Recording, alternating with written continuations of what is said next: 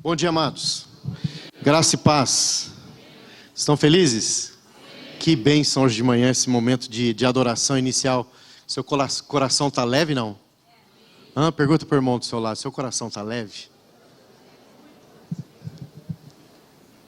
Faz outra pergunta para ele. Faz a pergunta para ele.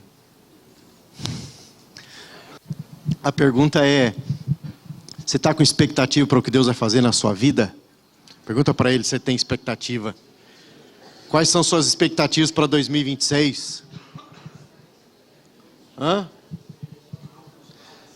É alta? Está alta ou está baixa? Como é que está aí? Está alta? Eu estou achando que não está não, viu, Wagner? Está alta ou está baixa a expectativa? Está alta? Então dá uma salva de palmas a Jesus. Glorifica Ele. Amém. Amados, expectativa é uma coisa que agrada demais o coração de Deus. E quando nós temos uma expectativa no Senhor, certamente Ele se agrada disso. E o crente, por natureza, ele tem que ser uma pessoa movida por expectativas. Nós não podemos... Eu vinha no caminho conversando, eu e o Juninho, né? Para os mais íntimos é Juninho, né? Nós íamos conversando e falando sobre isso. Nós não podemos nos mover pelas circunstâncias, não podemos nos mover por aquilo que é natural, por aquilo que é emocional, mas a gente tem que se mover por aquilo que é palavra de Deus, promessa de Deus. E por esta razão as nossas expectativas devem estar aqui no nível de cima, amém? Meu pastor, ele diz uma coisa, que quando nós ficamos com os olhos afixados na terra, o centro de gravidade é sempre olharmos para o que é natural. Quando nós olhamos para os céus, o centro de gravidade é sempre olharmos para o que vem do céu. Então nós devemos escolher, é o início do ano, nós devemos escolher se nós vamos ser movidos pelo centro gravitacional da terra ou se nós vamos ser movidos pelo centro gravitacional dos céus, daquilo que Deus tem reservado para nós, daquilo que Deus prometeu na sua palavra para as nossas vidas. Amém? Ou seja, nós precisamos entender que nós vamos ter que fazer uma ruptura aqui. Nós vamos precisar ter um posicionamento de romper com pessimismo, romper com a incredulidade, com a dúvida, com o medo, com a apatia. Nós vamos ter que romper muitas vezes com aquela capacidade de racionalizar as coisas, de nós ficarmos fazendo conta na mente. Será que é isso mesmo? Será que Deus disse isso? Será que Deus vai fazer? Será que esse é o Deus que realmente está escrito na palavra? Será que Deus vai cumprir suas promessas? Nós vamos precisar romper talvez com algumas estruturas mentais, para que o nosso centro de gravitacional seja dos céus e não da terra. Porque, amados, o próprio Cristo nos diz que nós teríamos lutas diárias. Ele diz isso: no mundo tereis aflições, sim ou não? Sim. Mas o que ele disse como consequência do que ele falou? Ele diz assim: tende o quê? Tende o quê, irmão? Agora eu lhe pergunto, o bom ânimo é fruto da nossa natureza? Não é. Então, o Senhor estava a nos dizer o quê? O bom ânimo que vocês vão ter, diz, tem de bom ânimo. Aí ele diz assim: porque eu o quê? Eu o quê? Então, o que Jesus está a nos ensinar? Olha, o bom ânimo não vem de vocês, ou o bom ânimo, ou o melhor ânimo para poder viver num nível de expectativa, dentro da que a palavra do Senhor nos garante de ter, é proveniente de mim mesmo, que venci todas as coisas. Então, quando nós paramos de nos apoiar em nós mesmos e nos apoiamos no autor e consumador da nossa fé, queridos, a coisa começa a mudar, amém? Eu não sei você, eu gosto de ministrar a palavra sendo bem honesto e expondo bastante a minha vida. Está aqui o Juninho, né, que caminha com a gente ali. Eu vou falar um negócio para você aqui, irmão. Eu louvo a Deus que 2025 acabou, Wagner. Acabou, irmão. Eu não sei como é que foi para você, né? Mas eu vou falar um negócio para você. Para mim, irmão, foi pressão. Foi pressão.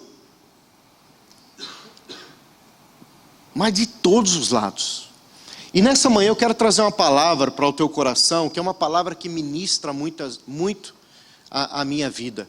Aliás, é uma palavra já bem antiga, que o Senhor trouxe à tona novamente para o meu coração. E eu quero compartilhar para você também. Abra comigo em Hebreus capítulo 4, versículo 16, ou se você quiser apenas acompanhe. Eu quero ler primeiramente 2 textos, e depois eu vou entrar no texto principal, que é o texto que vai dar base para aquilo que eu vou repartir com vocês. Mas como eu estava dizendo, eu não vi a hora de acabar 2025. E eu dei um jeito de viver essa virada de 2025 fora de Portugal, irmão. Fui para um outro canto para dar uma respirada mesmo, para dizer assim, vem coisa fresca por aí, vem coisa nova por aí. Deixa eu ver o que Deus está fazendo em outros ambientes, para que meu coração seja cheio de convicção de que Deus também vai fazer nos ambientes aonde Ele me colocar. Você precisa crer nisso, que Deus tem uma capacidade, um poder na palavra dEle, nele mesmo, de realizar grandes coisas nos ambientes que vocês entrarão, nos lugares onde Deus os colocarem. O Senhor tem uma graça para operar ali através da sua vida. O Senhor tem um favor para liberar sobre você, aonde Ele te colocar. Nesse exato momento, aonde você está, na estação da qual você se encontra, o Espírito do Senhor tem graça e capacidade para mudar esse ambiente que talvez não seja favorável, para fazer com que esse ambiente se torne favorável, porque você está ali. Deus só pode mudar um ambiente quando nós estamos num lugar. Deus não mude os ambientes se não houver ali um homem de Deus, uma mulher de Deus. Mas quando nós estamos em lugares, em ambientes, Deus só pode vir ali quando alguém levanta a mão, clama ou dobra o seu joelho para que Ele possa intervir. Deus não vai intervir no vazio. Deus vai intervir a partir do nosso clamor. Deus vai intervir a partir da nossa interação com aquilo que Ele tem para nós. Amém? Então, Hebreus diz assim, Hebreus capítulo 4, versículo 16. Acheguemo-nos, portanto, confiadamente junto ao trono da graça, a fim de recebermos misericórdia e acharmos graça para socorro em ocasião oportuna. Hebreus capítulo 10, versículo 20. Como que nós vamos chegar a esse lugar? Hebreus 10, 20 nos ensina qual é o caminho para chegar a esse lugar. Ele diz assim, pelo novo e vivo caminho que Ele nos consagrou pelo véu, isto é, pela sua carne. Olha que tremendo isso. A palavra do Senhor está a nos convocar, está a nos chamar, está a dizer assim, olha, nos acheguem, aproximem-se diante do trono da graça. Porque o caminho já está preparado, o caminho já está pronto, o acesso já foi liberado. Então o Senhor está dizendo assim, todo aquele que vivenciou, como o texto nos fala aqui, Ele nos consagrou pelo véu, isto é, pela sua carne. Todo aquele que rendeu a sua vida a Cristo Jesus, todo aquele que está em Cristo Jesus, ele já está a andar com Cristo. Ele tem acesso a esse lugar. Esse lugar está aberto. E é um lugar, como a palavra nos ensina, um lugar de graça, um lugar de misericórdia, um lugar de favor. Amém? Você pode dizer isso para você mesmo, Deus tem um lugar de graça, de misericórdia, de favor sobre a minha vida. Sabe, queridos, Deus não é teu inimigo. No entanto, Ele vai usar algumas situações na vida para te aperfeiçoar. Ele vai usar ambientes e vai usar lugares para aperfeiçoar você. Porque é naqueles ambientes, naqueles lugares onde você está e que você vai ser aperfeiçoado. Eu quero declarar isso sobre a tua vida. É ali que Ele virá para transformar contexto, dar destino, mover poderosamente, porque nosso Deus, Ele faz as coisas a partir da nossa interação com Ele. Amém? Amém? Então agora vamos para o nosso tema, o texto bíblico que eu quero ler com você, é um pouquinho extenso. Êxodo capítulo 14. Êxodo capítulo 14, se você puder acompanhar. Nós vamos ler aqui do versículo 1 até o versículo 16. O tema da minha mensagem hoje é uma saída para os becos da vida. Uma saída para os becos da vida. Queridos, eu vou compartilhar essa mensagem trazendo alguns testemunhos do que eu vivi, venho experimentando no Senhor nesses últimos anos, mas especificamente que está bem fresco no ano passado. No ano passado, eu achei, num determinado momento da minha vida, logo no primeiro semestre do ano passado, que eu não daria conta. Eu não daria conta. Eu cheguei num estado de burnout. Nunca havia experimentado isso antes. Cheguei no estado de burnout, cheguei no estado de ter ataques de ansiedade, noites de sono perdidas, até que uma uma noite especificamente, eu cheguei da igreja junto com a minha esposa em casa, era por volta de umas 18 horas, mais ou menos. Chegamos em casa e meu filho também estava junto. Eu tenho 2 filhos, como o Wagner disse. Os 2 agora estão na Inglaterra, estão numa base missionária, mas no ano passado eu tinha um comigo e o outro estava lá. E agora a gente foi para a Inglaterra nesse final de ano, fui dar uma fugidinha para lá, para passar o Natal e Ano Novo com eles e já deixar o meu mais velho lá também. Quer dizer, só ficou eu e a gatinha agora. Glória a Deus. Tá uma paz lá em casa, irmão. Uma coisa linda, né? Para aqueles que... Quero dizer para você que esse dia vai chegar na sua vida também. Os filhos crescerão, né? Os filhos que estão me ouvindo, me perdoem, não fico bravo comigo não. Mas glória a Deus, enfim, brincadeiras à parte, né? A criança que mama, que chora, que tem que trocar, vai passar também esse dia. Tudo vai dar certo no final. Então, nós chegamos em casa por volta das 18 horas e eles foram ali para a cozinha para preparar um café, mas eu falei para eles, olha, eu vou me deitar um pouquinho. E eu fui me deitar, estava mesmo muito cansado. E eu fui me deitar. E fui para o quarto, me ajeitar ali, e conversa vai, conversa vem, aquilo foi meio que atrasando um pouquinho, aí até que eu peguei e fui me deitar. Isso era 19h30. Eu me deitei e dormi. Apaguei. E eu lembro no meio desse episódio todo, eles dizendo, pai, você não vai levantar? Não, me deixa mais um pouquinho aqui, não vou não.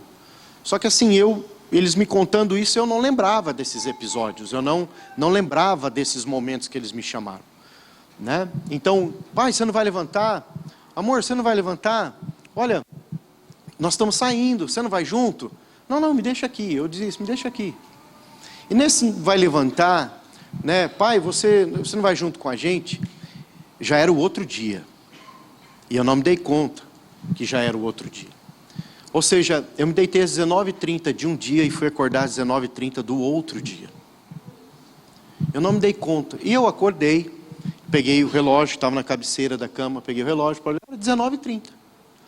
Falei, nossa, mas não dormi nada. Eu olhei, eu achei muito estranho, que ele falou, mas eu não dormi nada, 19h30, como assim? E eu acordei muito bem, acordei assim, uau, vou tomar um banho, né? Já que eu não dormi, tomei um banho e fui ter com eles estavam na sala. Eu falei, gente, não dormi nada, 19h30. E eu com essa conversa com eles, como assim?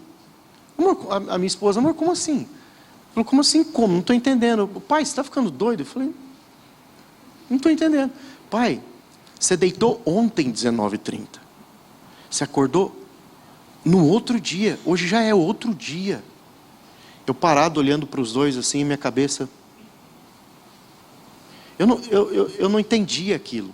E aí eu falei para eles assim, então vamos no cinema comigo? Eu acho que eu preciso ir para o cinema. Me leva para o cinema, vamos assistir um filme comigo? E procuramos um filme e enfim fomos. O ano passado foi um ano de muitas provas e muitos testes. O Senhor falou comigo no início do ano passado, esse ano será um ano de edificação. E irmãos, quando você pensa em edificação, você pensa o quê? Nós vamos construir algo novo.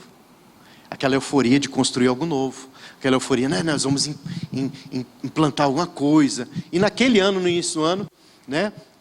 Vem algo novo, então nós vamos edificar algo, nós vamos construir algo, né? Deus vai nos levar a avançar, Deus vai nos levar a romper, né, com algumas coisas.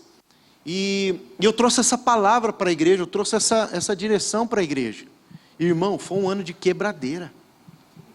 Sabe por quê? Para Deus poder edificar alguma coisa que dure, que seja duradouro, primeiro Ele vai remover o que é velho. Primeiro Ele vai remover partes da estrutura que são frágeis. Partes das estruturas que estão já meio apodrecidas. Deus ele vai remover algumas estruturas das nossas vidas, muitas vezes, e Ele vai fazer isso. Por que Ele vai fazer isso? Porque primeiro Ele nos ama. E se Ele nos ama, Ele vai trabalhar dessa forma nos nossos corações e em nossas vidas, porque Ele quer nos levar a um lugar melhor. Amém? Então, essa palavra que eu quero trazer para o seu coração, uma saída para os becos da vida, é porque quando chegou no auge do meu esgotamento, de todas as minhas capacitações ou capacidades, sejam quais elas forem, até de orar, irmão, até de buscar a Deus, quando o esgotamento chegou, então aí eu comecei a conhecer o Deus que abre portas em lugares que não há portas. Eu comecei a conhecer um Deus que abre caminhos, saídas para alguns becos da vida, que muitas vezes nós nos deparamos com Ele, e nós olhamos, acabou tudo. Mas Ele vem com graça, Ele vem com uma maneira diferente, Ele vem com uma interação diferente, Ele vem com uma revelação nova, Ele vem com uma graça capacitadora nova. Eu quero profetizar sobre a tua vida, que Deus está vindo com uma graça capacitadora sobre o teu coração. Vamos lá, então diz assim a palavra do Senhor. Essa não é a introdução, tá, irmão? Esse é só um bate-papo aqui. Vamos lá. Disse o Senhor a Moisés, Êxodo capítulo 14, versículo 1. Fala aos filhos de Israel que retrocedam e se acampem defronte de Piairote, entre Migdol e o mar, diante de Baal-Zefon. Em frente dele vos acamparei junto ao mar. Então Faraó dirá dos filhos de Israel, estão desorientados na terra, o deserto os encerrou. Endurecerei o coração de Faraó para que os persiga, e serei glorificado em Faraó e em todo o seu exército, e saberão os egípcios que eu sou o Senhor. Eles assim o fizeram. Sendo, pois, anunciando o rei do Egito que o povo fugia, mudou-se o coração de Faraó e dos seus oficiais contra o povo, e disseram, que é isto que fizemos, permitindo que Israel nos deixasse de servir? E aprontou Faraó o seu carro, e tomou consigo o seu povo, e tomou também 600 carros escolhidos, e todos os carros do Egito, com capitães sobre todos eles, porque o Senhor endureceu o coração de Faraó, rei do Egito, para que perseguisse os filhos de Israel. Porém os filhos de Israel saíram afoitamente. Perseguiram-nos os egípcios, todos os cavalos e carros de Faraó, e os seus cavalarianos, e o seu exército, e os alcançaram, acampados junto ao mar, perto de Piairote, defronte de Baal-Zefon. E chegando Faraó aos filhos de Israel, levantaram os olhos, eis que os egípcios os vinham atrás deles e temeram muito. Então os filhos de Israel clamaram ao Senhor. Disseram a Moisés, será por não haver sepulcros no Egito, que nos tiraste de lá para que morramos neste deserto? Por que nos trataste assim, fazendo-nos sair do Egito? Não é isso o que te dissemos no Egito? Deixa-nos para servirmos aos egípcios? Pois melhor nos fora servir aos egípcios do que morrermos no deserto. Moisés, porém, respondeu ao povo, não temais, aquietai-vos e vede o livramento do Senhor, que hoje vos fará, porque os egípcios que hoje vedes, nunca mais o tornareis a ver. O Senhor pelejará por vós, e vós vos calareis. Disse o Senhor a Moisés, por que clama a mim? Diz os filhos de Israel que marchem. E tu levanta o teu bordão, estende a mão sobre o mar e divide-o, para que os filhos de Israel passem pelo meio do mar em terra seca. Glória a Deus, glória ao nosso Deus de graça e de favor. Amém? Queridos, quando nós olhamos para esse texto, a gente obviamente consegue na nossa mente criar uma ideia, uma noção do que estava a acontecer. A gente bem sabe que a saída do povo do êxodo, o êxodo daquele povo, né, em saída do Egito, foi algo tremendo, foi algo poderoso, foi algo maravilhoso. Eles experimentaram algo lindo da parte de Deus, mas foi extremamente desafiador. Para que aquele povo pudesse sair dali, né, Deus precisou mover Moisés a voltar do exílio dele, fugido, a gente bem sabe disso. Tirou Moisés do conforto, confrontou Moisés enquanto ele estava lá no deserto, né, sarou o coração de Moisés, sarou a mão de Moisés, sarou a caminhada de Moisés para ele poder voltar para cumprir aquilo que Deus levantou para fazer. E Deus vai fazer muitas vezes isso conosco. Talvez você, amado, esteja a fugir de algumas coisas que Deus já lhe pediu, né? E você tem que estar disponível para que Deus possa tratar teu coração, curar a sua mão, sarar o teu caminhar, para que você possa voltar com autoridade para fazer aquilo que Deus te chamou para fazer. Amém? Talvez você esteja ferido, eu não sei, mas o Senhor, Ele tem graça poderosa para restaurar qualquer coisa da sua vida. E Ele pode fazer isso, mas foi extremamente desafiador para aquele povo sair. Moisés se deparar com o Egito, né, as batalhas que foram travadas naquele lugar, né, as 10 pragas lançadas sobre aquela terra, o povo de Deus vendo todo aquele acontecimento, o povo de Deus a perceber a mão forte do Senhor. O texto diz que a mão forte do Senhor arrancou eles do meio do Egito, né? O povo percebe que o clamor deles subiram até os céus, eles percebem que Deus não os havia abandonado, eles começam a perceber que Deus estava com os olhos voltados para eles, com a face voltada para eles, para poder livrá-los, e Deus assim o faz. E diante de tanto poder, de tanta coisa tremenda, Deus ainda precisava provar esse povo. Deus precisava tratar o coração desse povo. Deus precisava fazer com que esse povo realmente acreditasse na pessoa dele, acreditasse no caráter dele, acreditasse na sua palavra, verdadeiramente. Então Deus, Ele tem os seus meios, os seus modos, os seus métodos. Mas nessa manhã, o que eu quero dizer é, querido, avance. Não pare, não desanime, não desista, marche. Não pare. Você está a começar 2026. Nós nem sabemos o que vai ser pela frente. Eu creio, quantos aqui fizeram listas de coisas boas para 2026? Confessa aí, irmão, junto comigo, se junta a mim aí. Não fez? Então, posso dar uma dica aqui, Wagner? Faz uma listinha para você perseguir ela. Para você colocar diante de Deus. Não é verdade? Olha o que Abacuque capítulo 2, versículo 4 diz. Escreve a visão, para que quem passa correndo, até correndo, depois possa ler. Por quê? Está percorrendo, está correndo atrás de algo. Irmão, se você quer ver Deus fazendo algumas coisas na sua vida, não tenha medo de escrever aquilo que você deseja alcançar. Não quer dizer que você vai alcançar tudo. Porque às vezes a gente bota uns pedidinhos ali, que é uma ambiçãozinha egoísta do coração. Mas então quando for escrever alguma coisa, ele fala, Jesus, o que você quer para mim esse ano? Irmão, se você tiver capacidade de ouvir o que Jesus quer para você nesse ano, você vai colocar ali, quando chegar 31, você vai olhar para ali e você vai ver, Deus fez tudo. Porque Deus tem um plano para cada um de nós. Voltando aqui para esse ensino, há uma curiosidade nesse texto, se você puder voltar comigo, no versículo 2, Deus diz algo. Fala aos filhos de Israel que retrocedam e se acampem defronte de Pi-Hairote. Deus falou comigo essa mensagem já faz por volta de 10 anos atrás. Foi a primeira vez que Deus tratou comigo o conceito do Pi-Hairote. O que Pi-Hairote significa? No original ele fala sobre um lugar onde varas, elas nascem. Não são varas, são como juncos que crescem na beira de um lago. Aquilo basicamente não tem serventia para nada, né? Ele cresce naquele lugar. Enquanto eu meditava a respeito desse lugar de Pi-Hairote, o que me chama a atenção é que Deus diz assim, fala para o povo retroceder. Volta um pouco atrás. E o que me parece é que esse povo estava numa ansiedade, um desejo de avançar e de romper rapidamente com aquilo que eles estavam, aquilo que estava diante deles, mas aquilo também os que perseguiam. Então eles estavam com uma pressa no coração de alcançar algumas coisas, que Deus fala aí, calma aí. Não adianta ter pressa. Então é o seguinte, vocês passaram do ponto. Agora vamos retroceder um pouquinho, volte aqui. Eu lembro quando o Senhor falou comigo a respeito desse texto, o Senhor estava tratando a minha pressa. O Senhor estava tratando com pressa no meu coração. E o Senhor falou, retrocede um pouquinho, pare, acampe em Pi-Hairote. Eu comecei a meditar sobre isso. O que isso significa? O que Pi-Hairote significa? Bem, o texto nos mostra. Atrás dele, os egípcios. À frente deles, o mar. Ao lado, montanhas. Não havia lugar para sair.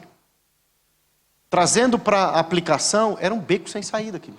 Não tinha para onde ir. Se eles voltam, se eles retrocedem para querer voltar para trás, os egípcios os matariam.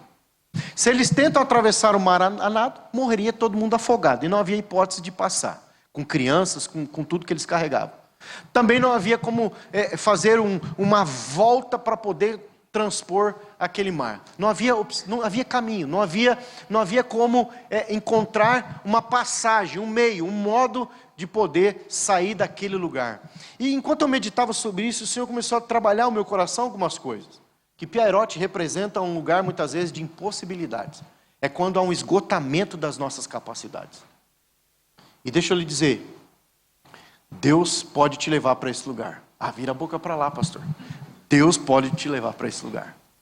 Deus pode levar você daqui da minha esquerda, Deus daqui da minha direita, para você que está sentado aí à direita, para você que está sentado à esquerda. Deus pode levar. Deus pode levar cada um a esse lugar de impossibilidade. Aliás, eu creio que Ele vai nos levar. Eu creio que intencionalmente Ele vai nos conduzir a lugares onde toda e qualquer capacidade intelectual, profissional, qualquer habilidade que nós possuamos, elas não serão capazes de ser uma resposta para algumas coisas da vida. E nós vamos precisar recorrer a Ele. Nós vamos precisar buscá-lo. Nós vamos precisar invocá-lo. Então, uma das coisas que eu acredito a respeito de Pierotti, que o Senhor ministrou muito no meu coração, é um lugar muitas vezes de inconsistência e inconstância. É quando os nossos sentimentos são mexidos. As nossas perspectivas são provadas. A nossa fé muitas vezes eu gosto dessa palavra, que ela é até bonita, né? Acrisolada. O crisol é um produto que você usa para poder deixar o ouro puro. Então, é quando nós vamos sendo ali purificados nas nossas perspectivas, nos nossos corações. Ele representa esse lugar de beco sem saída, não tem para onde ir. O esgotamento das capacidades humanas. Mas uma coisa que me chama muita atenção é que é nesse lugar do beco sem saída, que é um lugar de extrema pressão, um lugar de decisões, é o lugar onde Deus manifesta o poder dele. Por isso, deixa eu declarar uma palavra sobre o teu coração. Se você está nesse exato momento a lidar com uma situação que esgotou-se todas as possibilidades, creia que esse é o melhor lugar para você estar. Para que você não tente fazer mais do seu jeito e acabar por gerar consequências futuras irremediáveis. Mas você aprenda a entregar o seu coração ao Senhor. E Ele virá com provisão, Ele virá com recurso, Ele virá com resposta, Ele virá com o favor dEle, porque foi isso que esse povo experimentou. Porque nosso Deus é fiel. Sabe, queridos, Deus nos permite entrar em lugares de pressão como eles entraram. Deus nos permite entrar em ambientes de guerra como eles entraram. Deus nos permite passar com um burnout como eu passei. Deus nos permite. Deus nos permite que algumas coisas nos sejam retiradas. Deus nos permite que algumas portas não se abram. Deus permite que algumas portas até se fechem para nós. E a razão pela qual Ele vai permitir essas coisas é porque definitivamente Ele quer nos trazer para perto dEle. Mas nós achamos muitas vezes que Deus está a trabalhar contra nós, não a favor de nós. Um não, às vezes é resposta de Deus, assim como também um sim é resposta de Deus. O que nós precisamos estar atentos é não perder o nosso coração. Êxodo capítulo 13, versículo 3 diz algo bem interessante. Disse Moisés ao povo: lembrai-vos deste mesmo dia em que saíste do Egito, da casa da servidão, pois com mão forte o Senhor vos tirou de lá, portanto não comereis pão levedado. O que Moisés estava falando para o povo: ei, gente, Deus nos tirou daquele lugar. Você acha que se Deus tirou a gente de lá, nós vamos acabar aqui? Nós vamos morrer aqui? Queria dizer para você, Deus te tirou de tantos ambientes, que você aos teus olhos achava que eram ambientes de morte, de desilusão, de impossibilidade. E você está aqui hoje. Você está aqui hoje, porque a graça do Senhor foi favorável para com você, amém? Olha, irmão, eu estou aqui hoje porque foi a graça do Senhor. Queridos, eu posso testemunhar para você. Eu testemunhei isso para alguns amigos. O ano passado, ao viver essa situação de burnout, eu quase me senti como Davi naquelas orações ao Senhor. Principalmente uma delas, que diz assim: laços de morte me envolveram. Laços de morte me envolveram. Era tanta pressão, era tanta preocupação, era tanto esgotamento, era tantos contextos, que eu olhava para mim mesmo e falava: eu não vou dar conta, eu vou sucumbir, eu não vou conseguir. Não tem mais para onde correr. não tem para onde sair. Não tem recurso nenhum. E eu lembro, muitas vezes, eu amo a madrugada, então eu gosto na madrugada de estar com o Senhor e eu acordava no meio da noite, sala. E a minha oração é: Jesus, eu ainda estou aqui. Faz em mim conforme a tua vontade.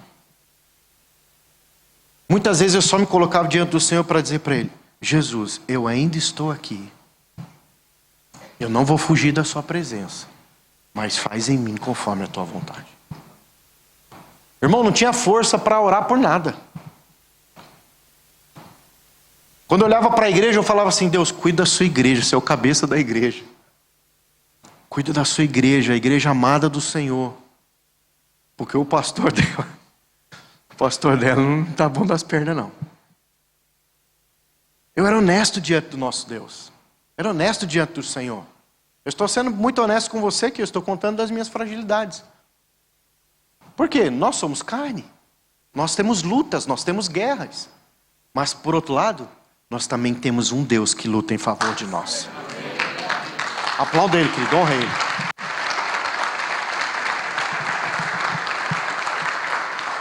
Sabe, queridos, os becos da vida têm uma natureza. Parece que toda situação de impossibilidade, a natureza é a mesma: nos pressionar. Pressionar. Sabe, marido, quando a esposa chega para você: quando é que você vai arrumar aquela porta que está rangendo lá? Hã? Alguém se identificou? Hã? Ou quando é que você vai pintar aquela parede lá, ó? Hã? Ei, ó Deus revelando aí, ó. Ó Deus revelando. Fica tranquilo, nós somos parceiros, eu estou nessa também, lá em casa também funciona assim. Quando é que você vai fazer isso? Você disse que ia tirar o lixo. Ah, estou indo, eu nunca vou. Né? Não é assim com os filhos também? Menino, vai tirar o lixo, menino, vai fazer um negócio. Ele nunca vai. Estou indo, mãe, nunca vai. Sabe, querido, não sei se você já percebeu que ambientes de pressão como estes, né, situações assim, que nos pressionam, que nos apertam, ela sempre vai tentar nos empurrar para trás. Ela sempre vai tentar nos empurrar para trás.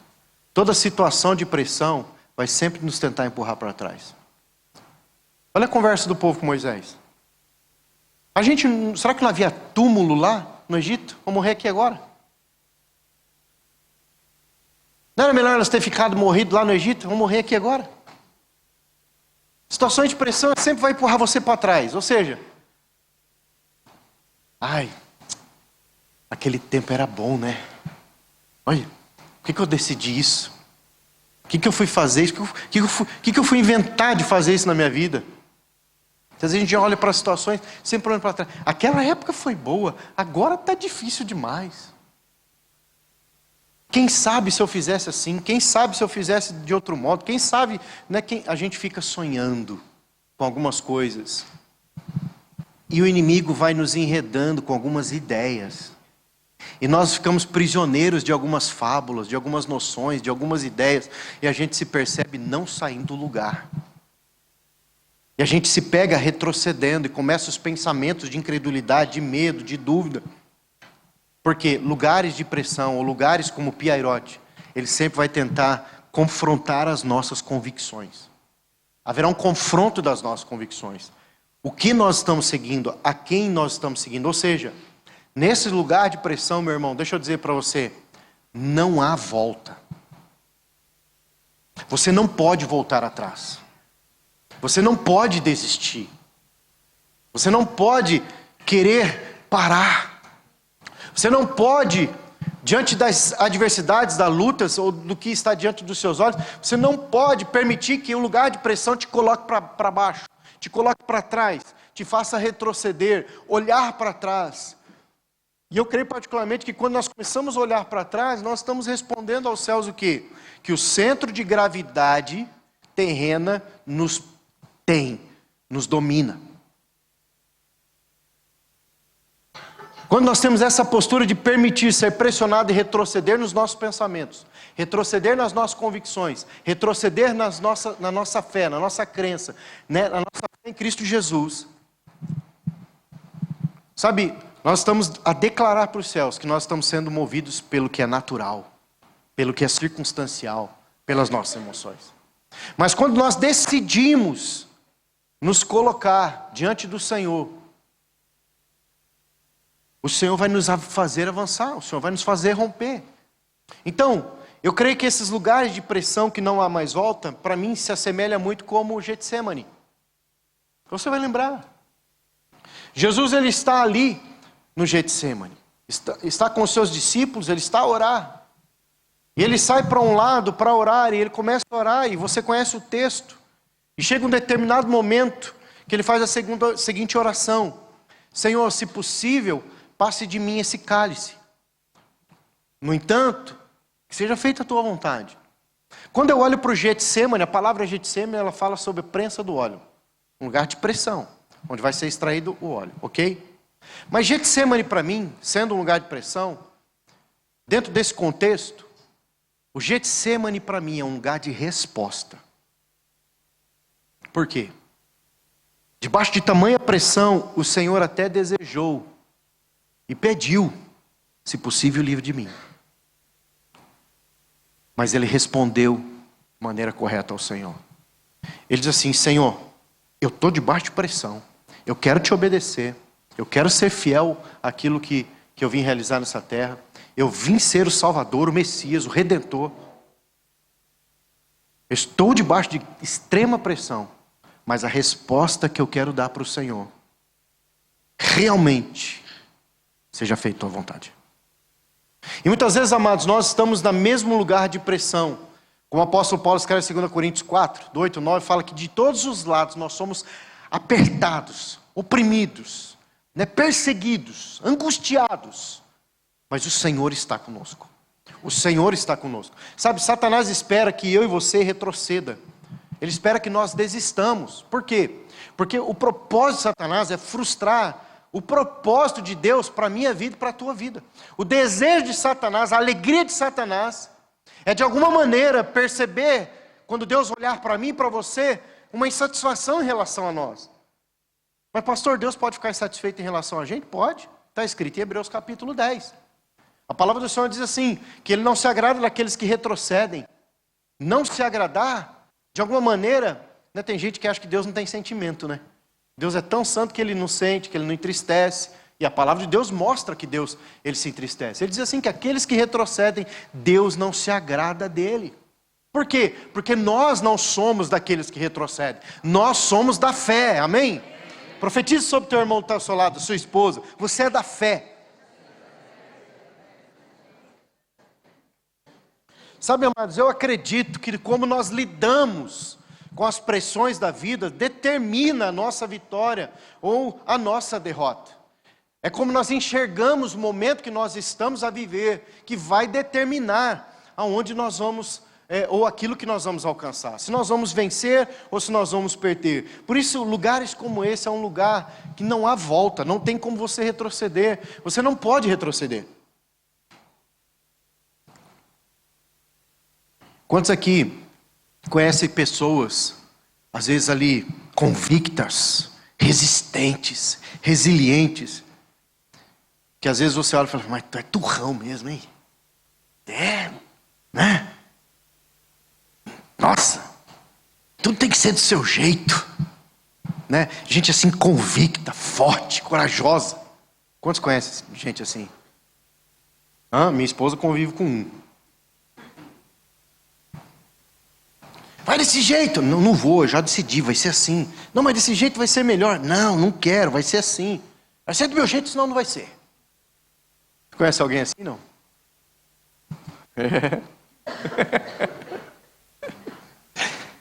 Eu estou para dizer que isso é uma capacidade que Deus coloca sobre nós, porque, irmãos, se a gente não tiver convicção para poder alcançar algumas coisas e não fincar o pé naquela convicção, a gente vai ser removido. E se nós formos ser removidos, a gente não avança. E aí, Deus vai levantar um monte de gente do nosso lado para dizer assim: você está equivocado, você está errado. Não foi isso que fizeram com Moisés? Ô Moisés, trouxe a gente aqui para nós morrer aqui. Ô Moisés, esse homem foi atormentado, gente.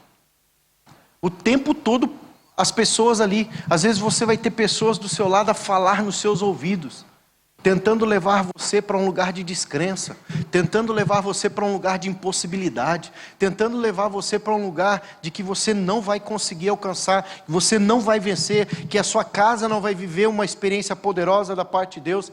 Sabe, queridos, cale essas vozes com a tua fé. Cale essas vozes com o teu posicionamento.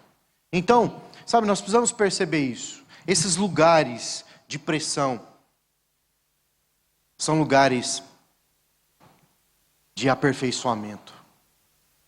São lugares onde os nossos corações, esses nossos corações, eles vão ser trabalhados, vão ser fortalecidos, vão ser realmente colocados num lugar em Deus, que nada mais vai nos abalar. Pastor, isso é possível? Querido, isso é possível. É possível. É possível estar no Senhor, mesmo que do nosso lado as coisas estejam a abalar. É possível. Você lembra dos amigos de Daniel, quando foram lançados na fornalha? O que Faraó vê? Qual é a conclusão que ele chega? A Bíblia diz que eles foram lançados, a fornalha aquecida 7 vezes mais, eles estavam amarrados. A Bíblia diz que eles foram lançados para dentro da fornalha. E daí esses homens, estão a andar por dentro da fornalha livremente. Quer dizer, o fogo queimou as cordas, desfez as cordas, mas não tocou eles. Ou seja, Deus tem o poder de, nesses lugares de fornalha, na minha e na sua vida, queimar o que te acorrenta, queimar o que te prende, queimar o que te amarra, sem que você seja queimado. Sabe por quê, amados? Porque quando nós confiamos no Senhor nosso Deus, Ele estará lá dentro na fornalha junto. E é lindo quando o Faraó olha lá para dentro, ele diz assim, não é Faraó não, o rei, o Nabucodonosor, Faraó, já estou misturando toda a história. Quando o Nabucodonosor olha para dentro, ele fala: pera, mas nós não colocamos 3? Quem? Agora eu vejo 4. Agora eu vejo 4. Querido, para pensar comigo. Que tremendo. Tinha um monte de tora pegando fogo. Devia ter umas toras gigantes lá dentro, umas coisas grandes. Acho que eles fizeram até uma célula lá dentro. Acho que eles sentaram com Jesus ali e começaram a falar sobre sobrenatural.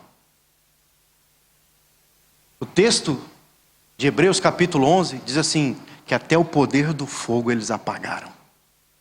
Até o poder do fogo, falando sobre os heróis da fé, não tiveram poder sobre eles. Qual é o poder do fogo? Queimar, matar. Eles não sofreram dano algum. Sabe quando se você tiver, vai acender a lareira ou um fogão a lenha na sua casa? Quantos tem fogão a lenha em casa aqui? Alguém tem fogão a lenha em casa, lareira? Eita, glória a Deus, isso é do céu, esse negócio de fogão a lenha.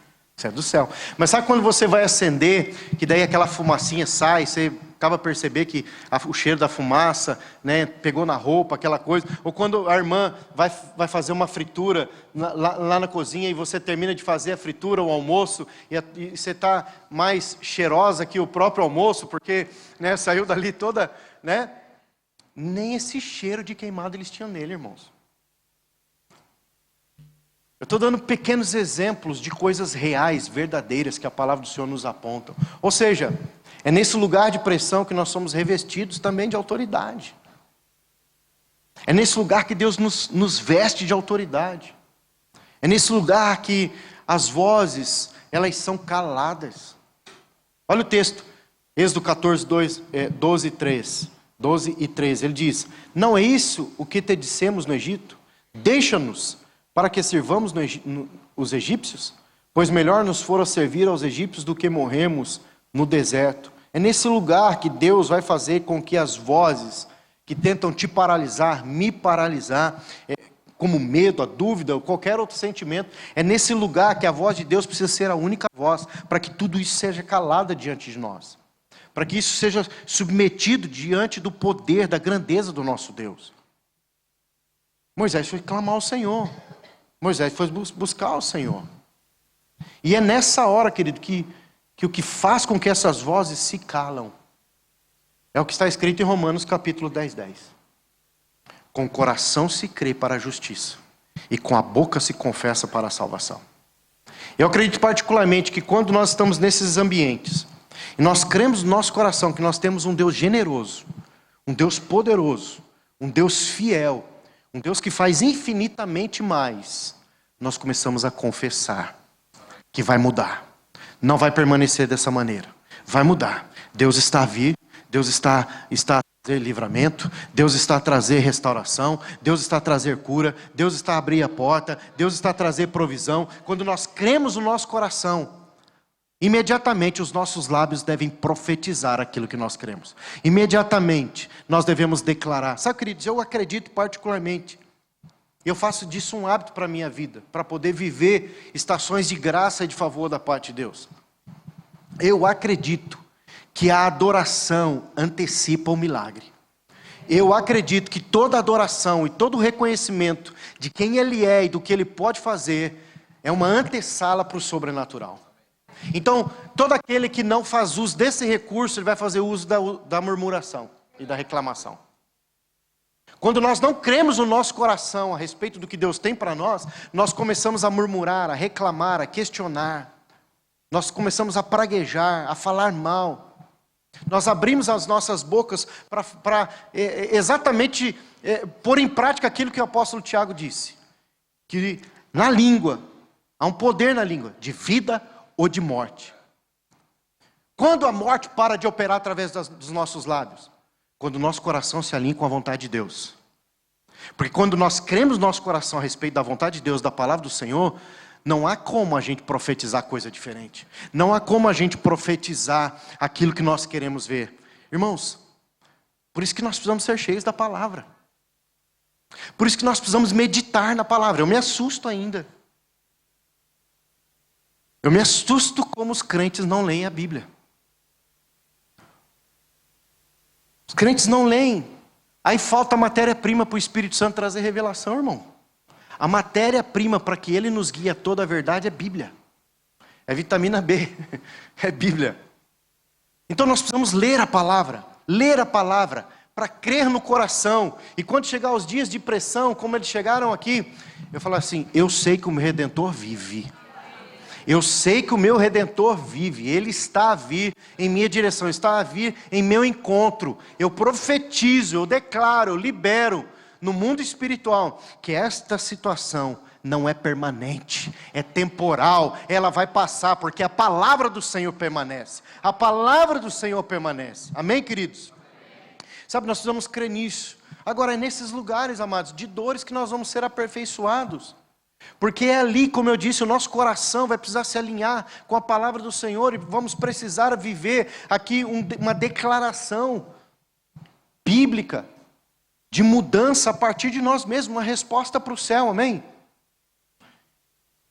Nesses ambientes de pressão é que os milagres vão acontecer. Quantos estão disponíveis para que Deus opere milagres? Você está disponível, irmão? Você precisa estar disponível para Deus operar milagres na sua vida. E estar disponível é realmente se colocar diante desse Deus e invocar o nome dEle. Estar disponível é realmente buscar a presença do Senhor. Porque Ele não é homem para mentir. O texto de Números diz isso. Ele não é homem para mentir. Números 23:19 diz, não é homem para mim. Deus não é homem para que minta, nem filho do homem para que se arrependa. Porventura, diria Ele e não o faria? Ou falaria e não o confirmaria? Deixa eu dizer uma coisa para você. Porque às vezes, no ano passado, nas minhas orações, falando com o Senhor, eu falava, Deus, o Senhor está brincando comigo? O Senhor está brincando comigo? Essa situação está pesada demais. A minha alma está pesada demais. O que está acontecendo, Deus? Me ajuda, me dê graça, me faz discernir, me faz perceber que estação é essa no meu coração. Aonde o Senhor vai me levar com tudo isso? E muitas vezes orando diante do Senhor, eu falava, Deus, o Senhor está a brincar comigo? E é óbvio, no meu espírito, o Senhor diz, não filho, não estou a brincar com você. Mas eu estou permitindo você passar por isso. Eu estou a permitir que você passe por isso.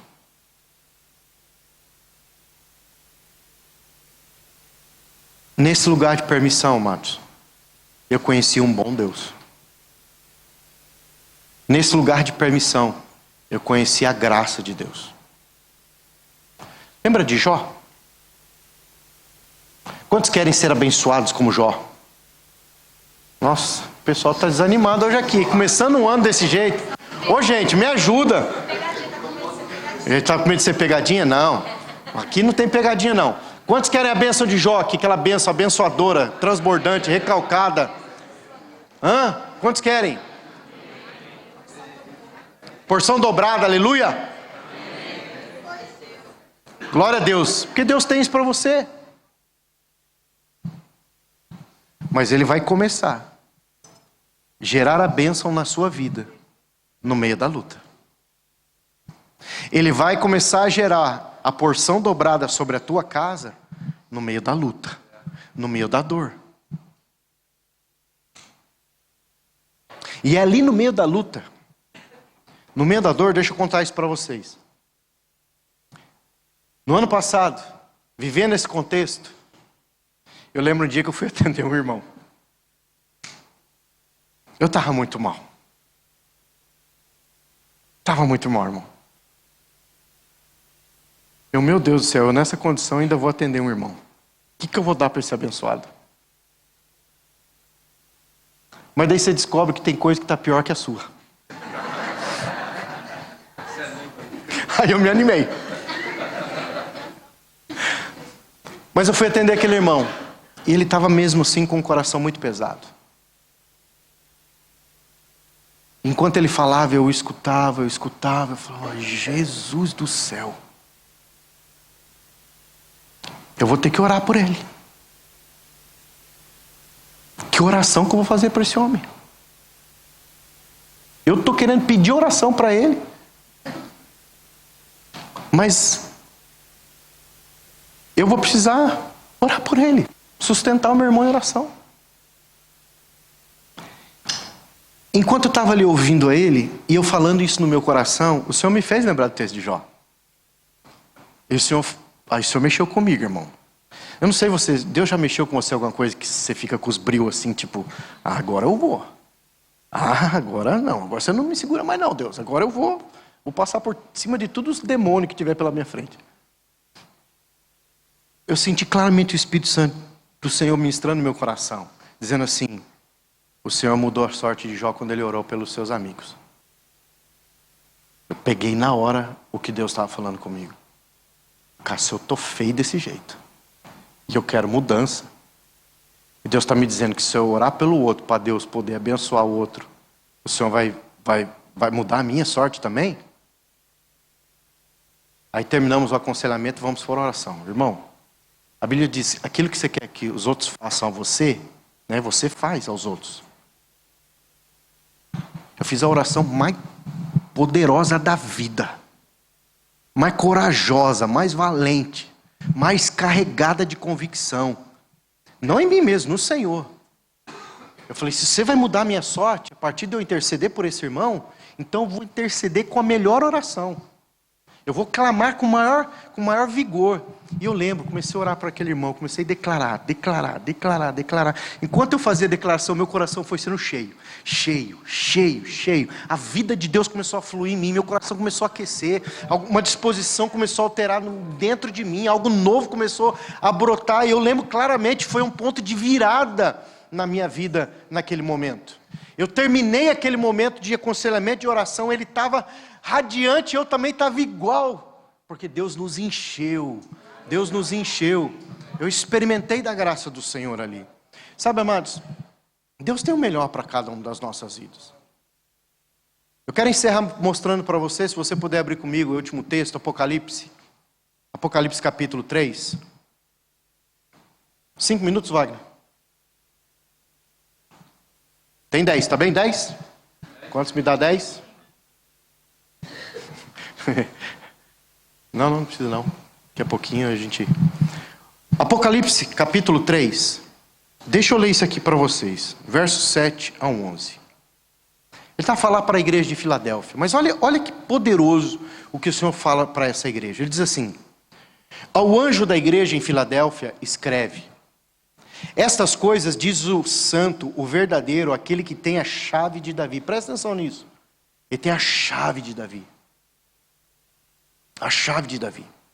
A palavra do Senhor diz que Ele nos entregou uma chave de autoridade nas mãos para acessar o reino dos céus. E essa chave que foi nos entregada nas mãos chama-se Cristo. Ele nos deu acesso. Amém? Então guarda isso no teu coração. A chave de Davi, que abre e ninguém fechará. Você pode ler comigo isso? E que fecha e ninguém abrirá. Conheço as tuas obras, eis que tenho posto diante de ti uma porta aberta, a qual ninguém pode fechar, que tens pouca força, entretanto guardaste o quê? A minha palavra, e não me negaste o meu nome. Eis farei que alguns dos que são das sinagogas de Satanás, desses que a si mesmos se declaram judeus e não são, mas mentem, eis que vos farei vir e prostrar-se aos seus pés, e conhecer que eu te amei. Porque guardaste a palavra da minha perseverança, também eu te guardarei da hora da provação que há de vir sobre o mundo inteiro, para experimentar os que habitam sobre a terra. Venho sem demora, conserva o que tens, para que ninguém tome a tua coroa. Mas olha que tremendo esse texto, querido.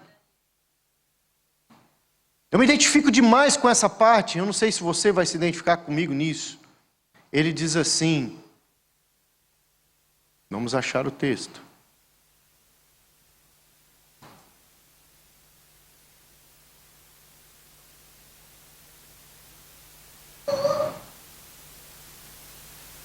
Ele fala assim, mesmo você, trazendo para a nossa linguagem, não sendo tão forte, não tendo tanta força, não tendo tanta capacidade, sou eu o Senhor. Eu, o Senhor, vou abrir a porta. Eu, o Senhor, vou trazer do favor. Eu, o Senhor, vou agir poderosamente. Quando eu olho para esse texto, isso enche o meu coração, queridos, porque por mais que nós entremos em lugares, no verso 8 ele diz que tens pouca força, diz o texto. Mesmo que nós entramos em lugares que parece que as nossas forças se esvaíram, se esgotaram. Eu quero declarar para o teu coração nessa manhã. O Senhor estará ali contigo para te fortalecer. Para te levantar, para te pôr de pé. O Senhor estará ali para trabalhar em favor de você, para te guardar. E Ele diz assim que Ele vai fazer prostrar os inimigos. Ele vai fazer prostrar as circunstâncias. Ele vai fazer cair por terra os contextos. Eu não estou falando de um super triunfalismo. Às vezes nós olhamos para nós mesmos e achamos que nós somos triunfalistas em muitas coisas. Eu estou falando de uma verdade bíblica das Escrituras. Ele prometeu, Ele é Emmanuel, Deus conosco. Ele disse que nós andaremos pelo vale da sombra da morte, e Ele estaria conosco. Ele prometeu caminhar conosco, Ele prometeu estar conosco todos os dias. Ele enviou o Espírito dEle para que Ele habite em nós, para que o testemunho da aliança permaneça no nosso coração. Para o quê? Para manifestar da sua graça, do seu favor. Manifestar do seu poder. Então nessa manhã, querido, eu não sei, se quiser, pode trazer os meninos aqui, ou o teclado. Mas, nessa manhã, eu quero declarar sobre o teu coração. No Senhor, haverá sempre uma porta aberta. No Senhor, haverá sempre uma saída. Porque Ele é a porta. Ele é a saída. Ele é a entrada para uma nova estação. Ele é a entrada para uma nova estação de favor, uma nova estação de graça. Ele, o Senhor, eu sou a porta. Eu sou o caminho, eu sou a vida. Ele é tudo. Então mantenha os seus olhos no Senhor, não tire os seus olhos do autor e consumador da tua fé, não tire os seus olhos daquele que prometeu e é fiel para cumprir, não olhe para a situação da qual você está a viver hoje e se permita ser prisioneiro desse centro gravitacional da Terra. Volte a sonhar, volte a crer, volte a buscar ao Senhor, a invocar o nome dEle e crer que Ele, Deus, pode agir poderosamente em favor da sua vida e da sua causa. Foi isso que esse povo viu naquele momento. E nós sabemos, amados, o Senhor dá um comando para Moisés: fala para o povo marchar. Eu quero dizer para você, querido, nessa manhã, o Senhor está à espera de uma disposição diferente para a tua vida. O Senhor está à espera de uma disposição diferente tua. O Senhor está à espera de um movimento diferente seu. O Senhor está à espera de uma resposta diferente. Eu quero terminar o meu ano glorificando a meu Deus e dizendo: Senhor, obrigado, porque eu acessei portas que é fruto da sua provisão. Obrigado, porque eu entrei numa estação de graça, porque é fruto das suas promessas. Mas Senhor, obrigado, porque eu experimentei tudo isso, porque eu permiti que o Senhor transformasse a minha disposição, o meu coração e as minhas perspectivas.